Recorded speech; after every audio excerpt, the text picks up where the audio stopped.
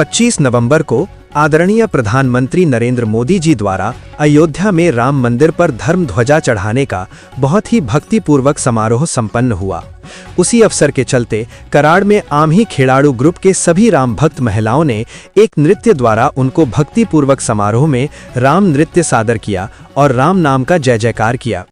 उसी ग्रुप में से गौरी नीलाखे और विशाखा कित्तूर और उनके सभी सहेलियों ने इस नृत्य द्वारा राम जी को सादर वंदन अर्पण किया। तो आइए देखते हैं महाराष्ट्र कराड़ से हमारे मुख्य संवाददाता और महाराष्ट्र के उप सचिव पीयूष गौर की एक और राम भक्त भक्तिमयी रिपोर्ट।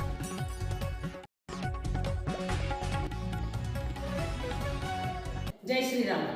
मी गौरी गौतम नीलाखे। आज आम्ही खेळाडू ग्रुप आम्ही सगळ्या महिला एकत्र आलेलो आहोत।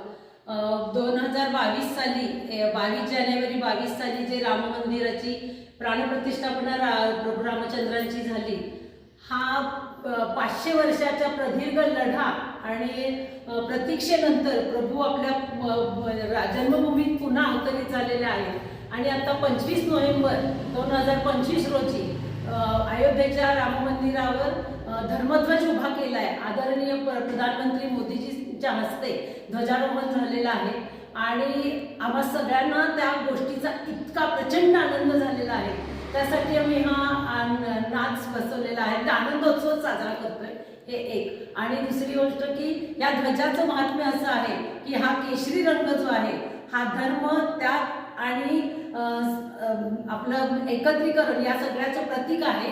आणि दुसरी गोष्ट की याच्यावर जे तीन चिन्ह आहे, कोविदार वृक्ष, सूर्य आणि ओम, हे सनातन हिंदू धर्माचं, आता कोविदार वृक्ष हा याला त्रेतायुगाचं हा राजचिन्ह आहे त्या काळच्या धर्मध्वजावरचं, आणि ओम जो आहे हा सनातन चिरंतन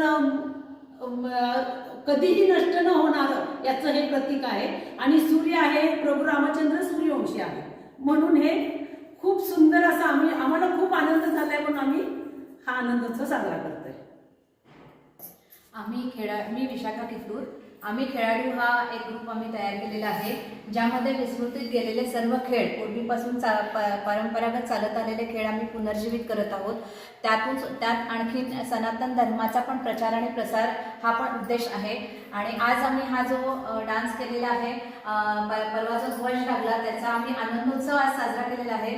आम्ही अतिशय आनंदित झालेलो आहोत आणि असेच आम्ही वेगवेगळे कार्यक्रम करत राहणार आहोत। जय हिंद, जय महाराष्ट्र। जय